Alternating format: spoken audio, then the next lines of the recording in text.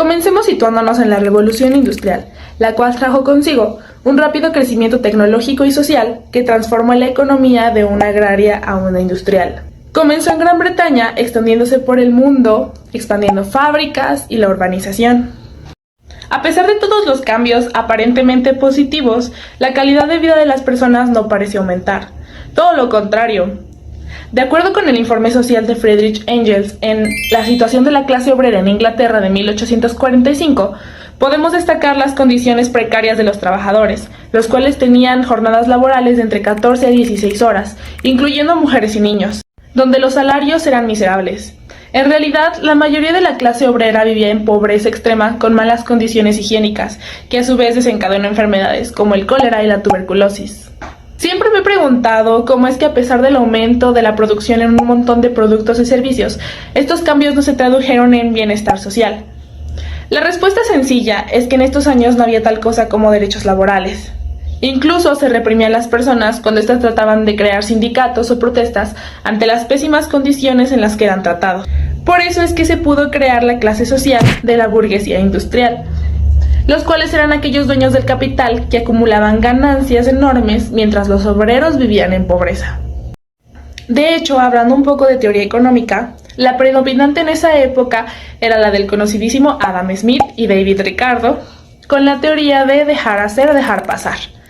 O sea, la idea de que los gobiernos no intervinieran en la regulación de los salarios o de las condiciones laborales. Ante toda esta situación tan distópica es que surgen los llamados socialistas utópicos. Henry de Saint-Simon, Charles Fourier y Robert Owen fueron los principales representantes de este enfoque, caracterizado por proponer sociedades comunitarias y cooperativas, además de abandonar la propiedad privada por una colectiva. Y todo esto sin una base revolucionaria, o sea, sin violencia, que es por esto que se les llamaba utópicos. Como continuidad de estas ideas, y de forma más realista, es que llega nuestro tío Karl Marx y su mejor amigo Friedrich Engels. En 1848, con el famoso Manifiesto Comunista, exponían ideas enfocadas a criticar el capitalismo. Sus principales quejas era que el modo de producción se basaba en la explotación. Introdujeron el concepto de plusvalía, que significa que los obreros producen más valor que el del que reciben en los salarios, permitiendo así que el dueño de los medios de producción se quede con el excedente, que a veces era hasta 300 veces más de lo que los obreros recibían. La verdad es que a mí me parece muy interesante toda la filosofía que exponía Karl Marx respecto al concepto de trabajo, como la alienación que llegaban a sufrir los obreros al no poder controlar lo que producen ni identificarse con ello, con su trabajo. Era más como una crisis de identidad, que si nos ponemos a pensar, en la actualidad esto sigue siendo un problema cuando tantas personas tienen que trabajar por necesidad en cosas que detestan y viven frustrados toda su vida por ello. Ahora imaginen esto el doble de tiempo y con la mitad de la paga, o menos. Es todo un tema, pero bueno. Las ideas de Karl Marx incitaban a la necesidad de una lucha de clases entre la burguesía y el proletariado. Ellos sí le apostaban a la revolución y a la abolición de la propiedad privada de los medios de producción. Ellos proponían 3 fases. La primera era la revolución. La segunda consistía en una dictadura del proletariado, que la mayoría de los estados que intentaron aplicar el socialismo se quedaron en esta, pero eso lo abordaremos más adelante. Y finalmente, el comunismo. Una sociedad sin Estado, sin propiedad privada, con distribución equitativa según las necesidades de la población. Como en Tinkerbell. Como ya se mencionó anteriormente, el socialismo es una ideología que ha influido profundamente en los sistemas jurídicos contemporáneos. Yo me voy a enfocar en su evolución desde un punto de vista histórico, usando una línea del tiempo que parte desde la Revolución Rusa y llega hasta su expresión en países como China, Cuba y algunos europeos. A través de este recorrido vamos a ver cómo los principios jurídicos del socialismo fueron aplicados de distintas maneras según el contexto de cada país. Empezamos en 1917, con la Revolución Rusa, que marca el nacimiento del primer Estado socialista. La URSS, los bolcheviques, liderados de Lenin, derrocan al régimen zarista y transforman completamente el modelo político, económico y jurídico. Se elimina la propiedad privada sobre los medios de producción, se establece el control estatal de la economía y se aplica la llamada dictadura del propietario, que no es otra cosa que el gobierno directo de la clase trabajadora, aunque en la práctica fue controlado por el Partido Comunista. El derecho ya no se ve como un conjunto neutral de normas, sino como un instrumento ideológico al servicio del socialismo y la lucha de clases. Avanzando hacia las décadas de 1920 y 1950, con Stalin en el poder, el sistema jurídico se vuelve mucho más rígido y autoritario. El derecho queda totalmente subordinado al Partido Comunista. No hay división de poderes ni independencia judicial. Aparece la idea de legalidad socialista, que significa que lo legal no es necesariamente lo que está escrito en una norma, sino lo que favorece al sistema socialista. El derecho penal se utiliza como herramienta de control político y se eliminan las garantías individuales que caracterizan a los sistemas liberales. Después de la Segunda Guerra Mundial, entre 1945 y 1970, el modelo soviético se expande a varios países de Europa del Este como Polonia, Hungría, Checoslovaquia y Rumania. Todos aquellos adoptan constituciones inspiradas en la soviética, donde se reconoce al partido único, la economía planificada y los derechos sociales como salud, educación y trabajos organizados. Aunque en papel eran sistemas democráticos, en la práctica del poder se concentraba en el Partido Comunista y no había espacio para la oposición. Mientras tanto, en Asia el socialismo también gana fuerza, especialmente en China. En 1949, tras la revolución liderada por Mao Zedong, se establece la República Popular China. Aunque el modelo chino se inspira en el soviético, tiene diferencias importantes. Por ejemplo, Mao centra la revolución en el campesinado y no en el propietario industrial. Se crean tribunales populares, campañas de reducción y un control ideológico fuerte. A partir de los años 80, con Deng Xiaoping, China inicia reformas económicas que introducen elementos de mercado, pero el control jurídico y el político sigue en manos del Partido Comunista. Es lo que ellos llaman socialismo con características chinas. También hay otros ejemplos importantes. En Cuba, tras la revolución de 1959, se implanta un modelo socialista muy similar al soviético. Propiedad estatal, servicios básicos gratuitos y fuerte presencia del Estado en todos los ámbitos. En Vietnam y en Corea del Norte se siguen modelos parecidos, aunque Corea se vuelve aún más autoritarista. Por otro lado, en Europa Occidental, países como Suecia o Noruega adoptan lo que se conoce como socialismo democrático o estado de bienestar. Aquí sí hay propiedad privada y democracia y libertad, pero con un alto grado de intervención estatal para garantizar igualdad, derechos sociales y retribución de la riqueza. Ya para finalizar, con la caída del muro de Berlín en 1989 y la disolución de la URSS en 1991, muchos países abandonan el modelo socialista clásico. Sin embargo, China mantiene su propio sistema y hoy sigue siendo un caso único de socialismo con economía de mercado. Otros países conservan ciertos principios socialistas adaptados a su contexto, como la garantía de derechos sociales, pero sin adoptar el modelo autoritario. En conclusión, el socialismo como sistema jurídico nace con una intención clara: poner el derecho al servicio del pueblo trabajador, eliminando la explotación y buscando justicia social. Su forma de aplicarse ha cambiado mucho dependiendo del país y del momento histórico, pero siempre ha girado en torno a los mismos ejes: igualdad. Para el tercer apartado de esta exposición, se hablará sobre los estados socialistas y se partirá con la siguiente pregunta: ¿un modelo único? Para responder la pregunta si un modelo socialista es igual o parecido en su ejercicio entre los estados reconocidos como socialistas, se comparará 3 países y su evolución. Estos 3 países son Rusia, Cuba y China. Cabe aclarar que para entender las discrepancias entre ellos, se debe hacer una recopilación histórica, ya que no es lo mismo en el derecho. Por ejemplo, la Rusia después de ser conquistada por Mongolia, o la Rusia zarista, Rusia después de la Revolución Bolchevique, la Unión Soviética o URSS, y como actualmente la conocemos, Federación Rusa.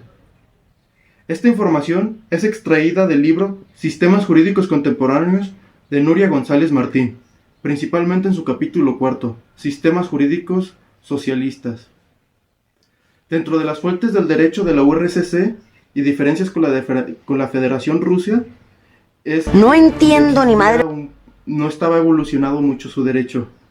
La fuente principal del derecho ruso primordialmente es la ley. Otra fuente del derecho soviético de grandes rasgos es la dictadura. Dentro del derecho ruso, su fuente primordial es la ley, incluso sobre la jurisprudencia y la costumbre. Principalmente emana sobre la figura de la dictadura del proletariado, que se usa para referirse a la voluntad de los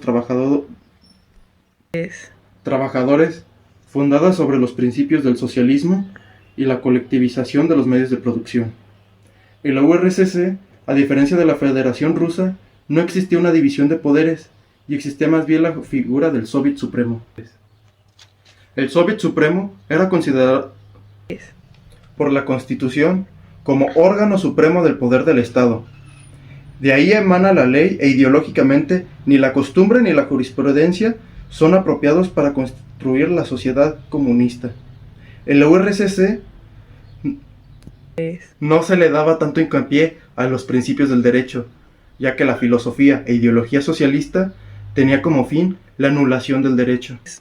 La jurisprudencia también era singular, ya que el juez, en caso de alguna laguna, juzgaba según a través de sentimientos socialistas de justicia, a través de escritos como autores como Marx, Engels, Lenin, Stalin, entre otros. En la Federación Rusa, su constitución en 1993, después de la extinción de la URSS en 1991, se podría decir que al igual que Cuba, acopla cosas de la tradición romano-germánica y es un socialismo sin dogmas. La Constitución rusa está compuesta por 2 partes, 9 capítulos, 137 artículos y 9 artículos transitorios. Actualmente, la Federación Rusa no encaja con el concepto tradicional de socialista y reconoce y protege la propiedad privada y los medios de producción, aunque se reconoce como un Estado social.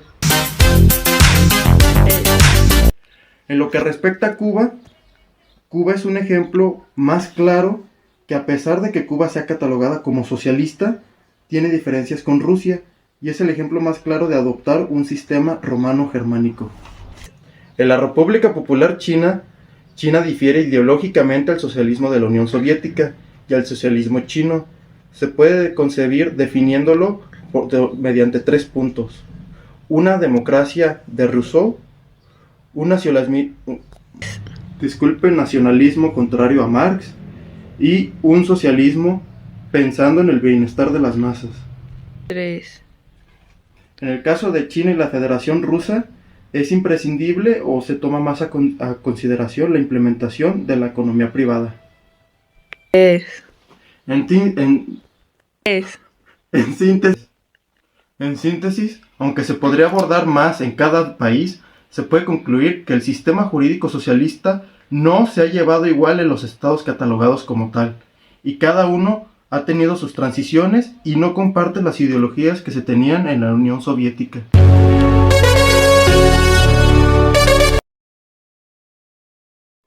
Hola amigos, pues yo les hablaré del último punto de nuestra exposición, que básicamente son las críticas al socialismo y la evolución, y pues desempolvaremos 2 cuestiones que nos hablan de si el socialismo simplemente se ha reinventado o murió. Bueno, como ya se lo pudieron haber explicado mis compañeros en los puntos pasados, pues el socialismo básicamente pues su objetivo es eliminar las grandes desigualdades que genera el capitalismo. Y pues comenzaremos con el punto central, que son las críticas históricas al socialismo. Pues hay 3 principales, que es la falta de incentivos personales, la tendencia al autoritarismo y la ineficiencia económica. Bueno, pues para comenzar hablaremos de la primera, que son la falta de los incentivos personales. Pues básicamente la crítica es que si es para todos, pues para qué esforzarse. Ejemplo, en la URSS hubo baja productividad por falta de motivación individual. Como segundo punto, la tendencia al autoritarismo, pues básicamente critica que muchos regímenes socialistas se volvieron dictaduras. Por ejemplo, Stalin en la URSS, Corea del Norte y la represión en Cuba. Pues también la ineficiencia económica, que la crítica es la planificación centralizada puede llevar a escasez y burocracia. Por ejemplo, las largas filas para conseguir productos básicos en Venezuela. Bueno, pues como evolución al socialismo actual tenemos pues 3 puntos centrales. El principal es el socialismo democrático, que es el modelo nórdico. Combina mercado libre con servicios públicos fuertes, que es la salud, la educación, pensionarse, etc. Ejemplo, Suecia, Noruega, Finlandia, y pues no elimina la propiedad privada, pero reduce desigualdad. El socialismo digital, que es la propuesta emergente donde el conocimiento, datos y algoritmos se comparten colectivamente. Un ejemplo de esto sería cooperativas de software, plataformas con propiedad compartida y blockchain social. Y el socialismo participativo, que se enfoca en que la gente participe directamente en decisiones económicas y sociales. Y pues un ejemplo de ello sería presupuestos participativos en Brasil y cooperativas en Argentina. Pues bueno, como conclusión podemos decir que pues el socialismo ha cambiado, ya que pues ya no se limita al modelo soviético o cubano. Hoy se presenta en versiones más democráticas, digitales y participantes. Y pues bueno, podemos decir, ¿es perfecto? Pues claro que no, porque pues al final de cuentas sigue generando un debate. Y pues por un lado, que genere un debate es pues bueno, porque al final se puede discutir cómo construir un sistema pues más justo, que pues es tarea de todos y que es el objetivo principal del socialismo. Y pues bueno, nada más como cuestión hacia quien nos está viendo, ¿ustedes qué opinan? ¿El socialismo merece una segunda oportunidad o simplemente no? Y pues bueno, finalmente, gracias por su atención. Hola, buenas tardes. Yo voy a hablar de las instituciones jurídicas del socialismo. Son los marcos normativos y principios y estructuras legales que regulan la organización de las sociedades en sistemas socialistas, es decir, en regímenes donde el Estado asume el papel central de la economía y en la planificación social, con el objetivo de eliminar las desigualdades en el sistema capitalista. Estas instituciones reflejan una concepción distinta del derecho respecto al modelo liberal burgués. Alguna de las instituciones más importantes pues es la propiedad, ya que se le tiene que dar un enfoque distinto al capitalista. Por ejemplo, la propiedad estatal o pública, se asume que los medios de producción, fábricas, tierras o recursos naturales pertenecen al Estado y no a los particulares. También la propiedad cooperativa o colectiva. Algunos bienes pueden estar en manos de cooperativas o trabajadores, pero siempre bajo regulación estatal. Y la propiedad personal, que sí pertenece a trabajadores.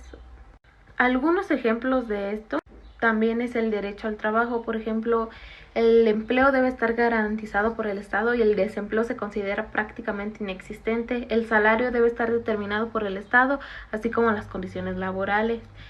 Y el derecho de huelga es limitado e inexistente, porque se considera que en un estado de trabajadores no hay conflicto entre el trabajador y el patrón. Algunos ejemplos históricos de es como la Unión Soviética y los países del bloque soviético como la RDA, Checoslovaquia y Hungría. También puede ser Cuba, que aunque conserva un modelo socialista con su propio sistema jurídico, y China, que mezcla elementos socialistas con un modelo de economía de mercado. En conclusión, las instituciones jurídicas del socialismo reflejan un modelo de derecho radicalmente distinto al liberalismo, en lugar de centrarse en la protección de la propiedad privada y las libertades individuales. El derecho socialista se orienta hacia la transformación de la sociedad mediante la centralización del poder estatal, la colectivización de los medios de producción y la construcción de una nueva conciencia colectiva. Muchas gracias. ¿Alguna vez te has preguntado cómo se crean las leyes en países como lo son China, Cuba o en la antigua URSS? Los sistemas socialistas tienen una visión única del derecho, donde la ley no es neutral, sino una herramienta para construir una sociedad sin clases. Hoy exploraremos sus fuentes jurídicas, desde una constitución revolucionaria hasta el papel del Partido Comunista. Empecemos. Para comprender estas fuentes, debemos de partir de dos premisas teóricas muy importantes. La primera es la crítica hacia el derecho burgués, pues Según Marx, el derecho es un instrumento de dominación de clase que debe de extinguirse en su fase comunista. Entendiendo esto, pues empezamos con la segunda, que es la legalidad revolucionaria, que Lenin reconvirtió el derecho en una herramienta de transición al socialismo, subordinándolo al Estado obrero. Entendiendo esto, esto implicó una negación de una división del público y lo privado. Todo derecho se orienta al interés colectivo y así hacer una jerarquía partidista. El Partido Comunista dirige la creación e interpretación de la normativa. Para seguir comprendiendo estas fuentes del derecho, debemos saber que hay una jerarquía entre ellas. Así pues, la principal o primordial viene siendo la ley o la legislación. Tenemos aquí la Constitución, una acta política suprema que no solamente aúna ciertos temas jurídicos. El ejemplo sería la Constitución Soviética de 1936, que tanto garantizaba derechos socialistas, pero concentraba el poder en el partido. Todo en ese documento. Debemos de tomar en cuenta la legislación ordinaria. El ejemplo sería como las leyes del Soviet Supremo en la URSS o la Asamblea Nacional en Cuba. Tenemos que tomar en cuenta de igual forma los decretos y reglamentos, normas del Consejo de Ministros o el Presidium para implementar políticas. En el caso de China, tenemos la Ley del Usufructo del 2007, que básicamente permite que la propiedad privada sea posible en las viviendas, pero el uso de suelo sigue siendo de manera estatal por lo menos de 70 años. Con nuestra jerarquía, empecemos con la jurisprudencia, que suele ser y toma un rol muy restringido en ese sentido, pues los tribunales no crean derecho, sino aplican la ley con control ideológico del partido. Un ejemplo sería cómo es que son electos los jueces en Cuba. Pues son electos por asambleas controladas por el mismo Partido Comunista. Entonces son ideas transmitidas desde su propio partido para poder hacer esa jurisprudencia.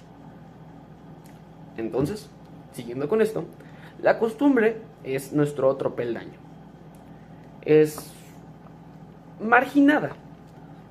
Solo es una fuente en el Estado si se reconoce expresamente.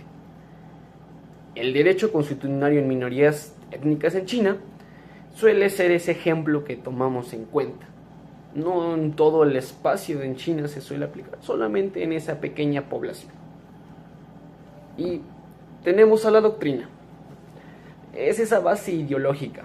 Obras de Marx, Lenin y líderes partidistas guían esa interpretación. Juristas como Pasukanis en la URSS teorizan el derecho proletario. Para seguir entendiendo estas fuentes del derecho, debemos de reconocer que tienen ciertas características esenciales. Estos rasgos los podemos enlistar, pero de cierta manera definen qué son estas fuentes. El primero es que hay una instrumentalidad de la política. El derecho es vehículo para la construcción del socialismo.